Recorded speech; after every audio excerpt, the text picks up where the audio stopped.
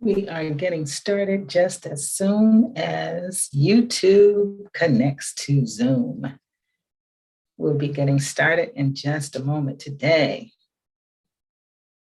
Today, everybody, just as soon as YouTube talking about how can you bring in six figures without any employees, without any. We're going to make this very easy, very quick, very simple for you. Okay, let me bring up my trusty whiteboard and tell you about an average business coach. An average business coach. Now, I've done some research on coaching, and actually, I've been shocked.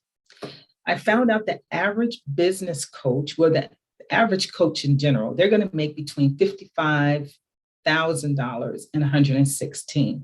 Now, any profession, every profession, things go the same way. There's a pyramid, right? So most of the people are down here at the bottom, and there are a few people up at the top. So around that 116,000 mark, we know that there are not very many coaches in the United States, in the world actually, who make that. So let's take Joe. Joe is a typical coach, and we're going to let him make $60,000 a year. He's been around for a little while, and let's just say he has 100 customers. And he does what most coaches do. They start off, a lot of them start off doing one-on-one, and then he does some group coaching.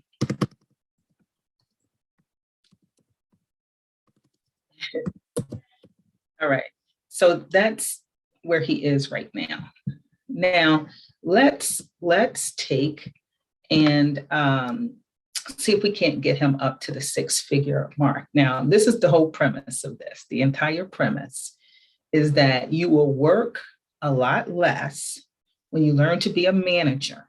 You don't have to have employees, but when you learn to manage and leverage the work, talents, and skill set of other people, you are going to grow your business faster. So that's why we talk about the online gig economy. So we want to make sure that with any of these businesses, we are maximizing our talents and our gifts and our abilities, right? So Joe decides that he is going to do a business planning journal. A lot of coaches are doing these, and they're pretty cool because you create this journal one time, or you hire someone to create it, and it doesn't have to cost a lot of money. Let's say he's going to charge $15 for his. Now he can throw the journal in with different packages, or he can sell it individually.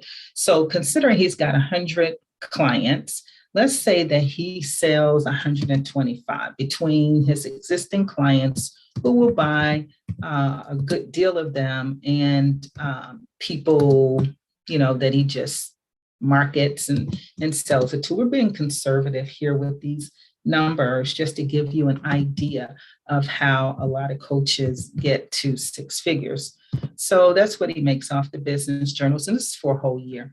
So he also has a book. He has a book that,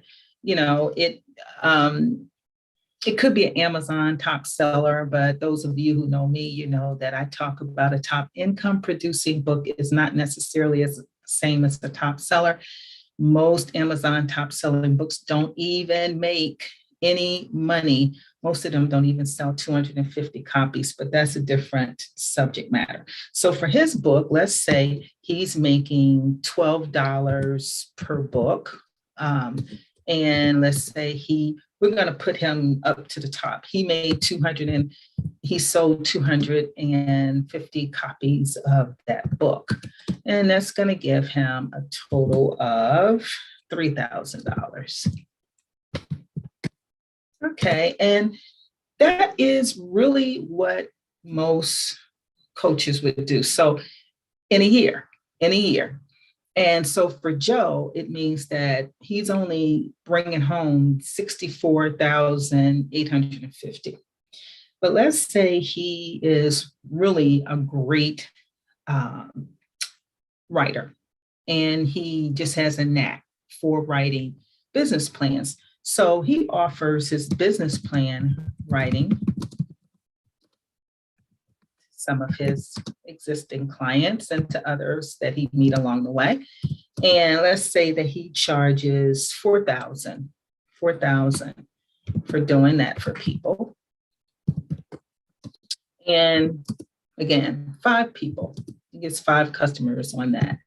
In a year, he should really be getting more than that. But again, we're just being conservative because we know that most coaches don't get to the 6 figures. So we know that most coaches aren't even doing any of these strategies that we're talking about.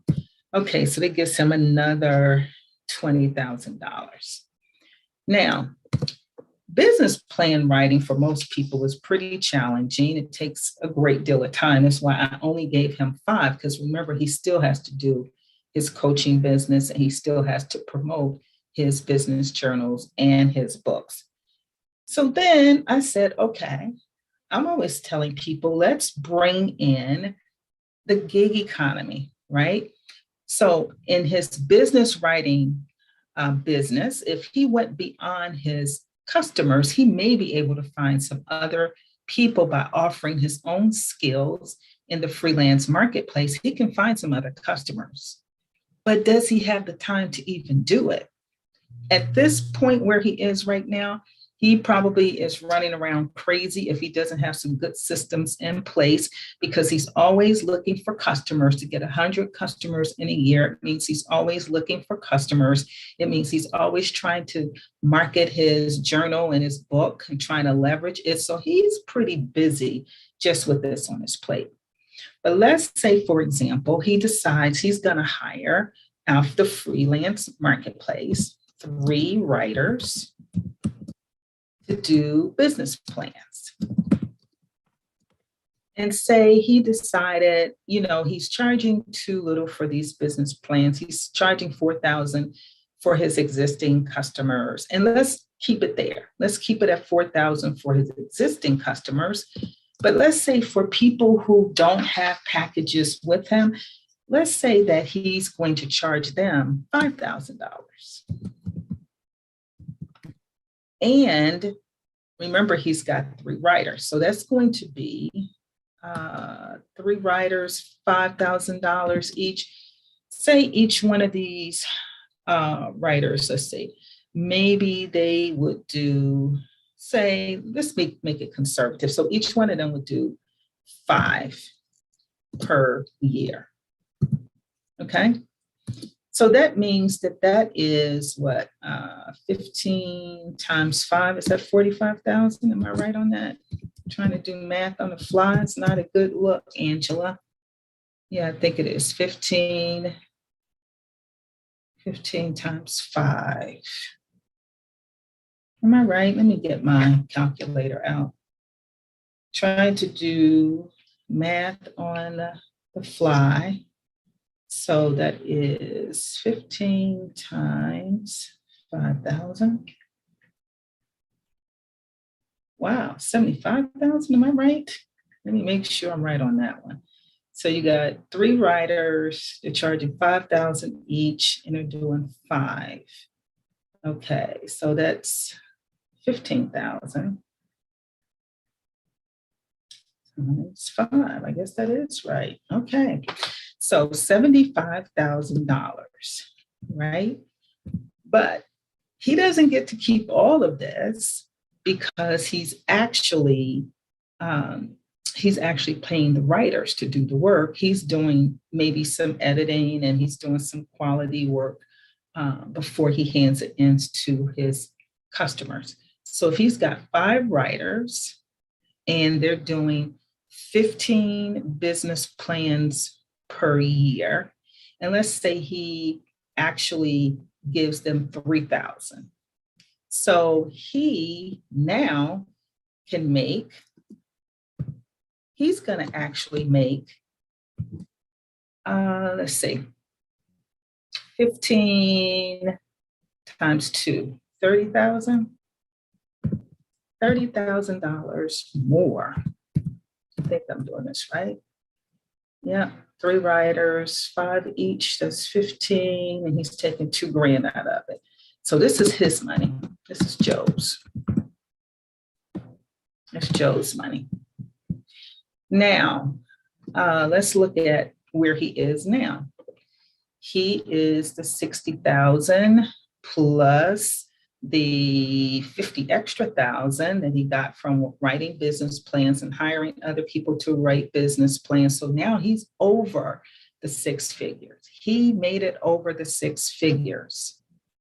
But look at this. If he had not hired other people to help him write these business plans, he wouldn't have made it. He wouldn't have made it. He would have been stuck at 84,850. And this right here, all of this, what he's doing here, all of that. Let me spotlight it for you. All of this, what he's doing here, this is time consuming. When he gets down here to having these 3 writers working for him is a lot less time. And guess what? If I was Joe, what I would do, I would actually get rid of this, doing this business planning myself. I would get rid of it. And I would hire people to do it for me.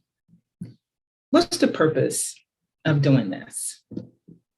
The purpose of doing this is to really say to you, don't be surprised if you struggle and struggle and struggle and struggle to get to 6 figures if you are not leveraging the income and the talents and skills of other people. And no, you don't have to have employees to do it.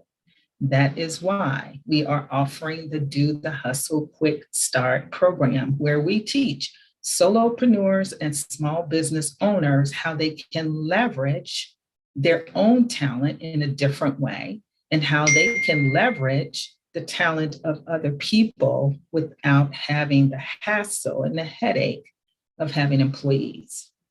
So we've got a session on December 1st and 2nd. I'm going to invite you to, very reasonably priced. I will actually put the information where you can go and register right below this video. If you want to earn more, you have got to diversify what you're doing, and you have got to leverage the gifts, the talents, the skills of other people. I call this building a gig pyre. Some people call it an agency model. Whatever you call it, it doesn't matter. What matters is that you grow and scale your business.